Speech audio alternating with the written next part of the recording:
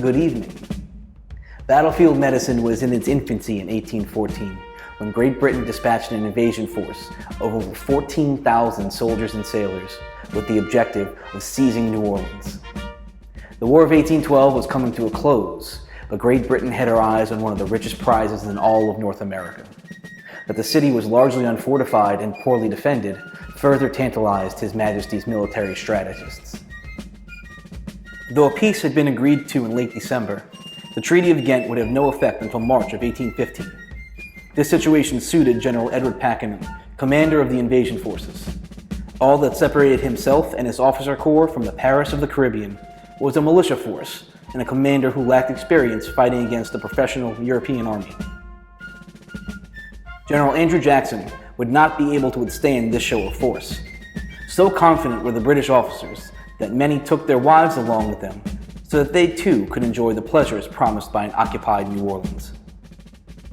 Unfortunately for Pakenham, he underestimated Jackson, South Louisiana's inhospitable terrain, the citizens of the city, and the Baratarian corsair Jean Lafitte.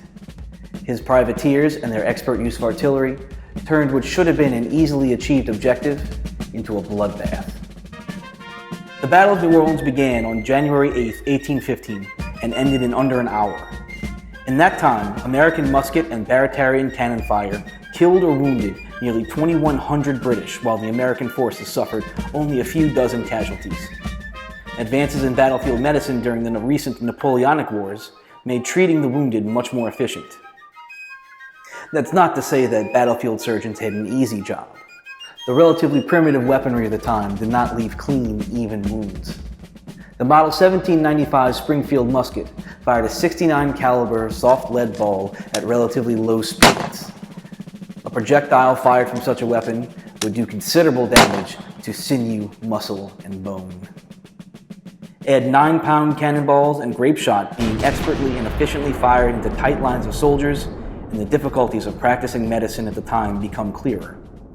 Most of these wounds were not necessarily fatal on their own, but without expedient treatment, a wounded soldier would very likely succumb to injuries or infection. Often, there is only one course of action: amputation.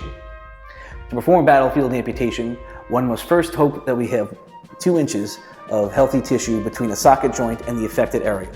Any less, and a tourniquet cannot properly be applied, leading to more bleeding and greater chance of death for the patient. After the tourniquet is applied, an incision is made through the tissue down to the bone in a circular fashion, leaving some extra skin hanging off for later. A leather strop is then used to peel back the flesh and expose the bone. A saw is placed upon it, and with 1 or 2 deft motions, the limb will be liberated from the corpus. Then, using either horsehair or cotton thread, arteries are sutured off. You will know which blood vessels to suture. After that's done, the bone is filed down so that it would be smooth, and the excess skin is folded over and sutured, leaving space for the wound to drain. Et voila, 1 down, 1,999 to go. Barbaric, no? Though these measures may seem extreme to us, the procedure is actually quite effective and often quite necessary. Most soldiers to undergo these treatments would survive, though they would be changed. For those whom the doctor did not arrive on time, they were buried on the field of battle. But deceased British officers, including poor General Pakenham, were to be sent back to England for burial so that they may repose in England's green and pleasant land. But a month-long sea journey is not ideal for a dead body. The Royal Navy, however, had plans for that as well. The dead body would be eviscerated, folded up, and sealed in a rum cask for the duration of the journey. Happy Halloween.